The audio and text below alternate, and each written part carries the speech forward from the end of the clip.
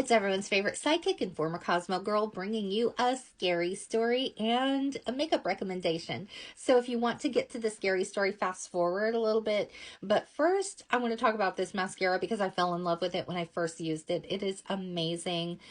I hardly have any eyelashes, but when I put this stuff on, I can see them. And it's been one of my favorites for being an inexpensive one because I had a favorite that was about the same price, about $5. They took it off the market. I am so old school that the last one I bought before this was like a dollar one, a little mini dollar one, and it was awful. But this stuff is great. And then a little trick that I learned from Cosmo back in the day.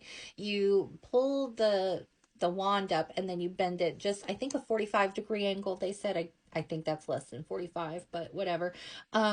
Anyways, it's a lot easier to apply it this way. Maybe that is about right, than it is to apply with a straight wand. So little trick there.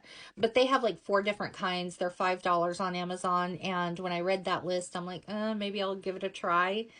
And I'm happy that I did. I'm sold on this. So it's such a cute bottle. This piece here is kind of rubbery too. So that's kind of cool.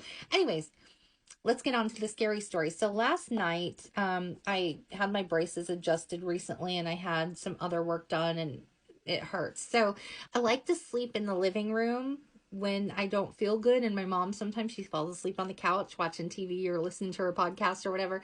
So I was laying there because I just wasn't feeling very well. And before I actually laid down on the floor, I was sitting on the couch, on the other couch, and I kept seeing somebody like at the end of her couch. And I kept looking like, oh, it's just, you know, trick of the light, my imagination. I probably was seeing the pillow or something. I really don't know. But, I rationalized it because I don't think it was anything really. But it brought me back to one day when my dad said that he had gotten up in the middle of the night and she had fallen asleep on the couch, and he got up, went down the hall, and he noticed a figure standing over her, and he looked for a minute. And it's like, he said it looked like it was looking down at her, and he was like, okay, well, I'm going back to bed. And the thing is, my dad was always scared of that stuff, but he was not a shy, shrinking violet for, any stretch of the imagination.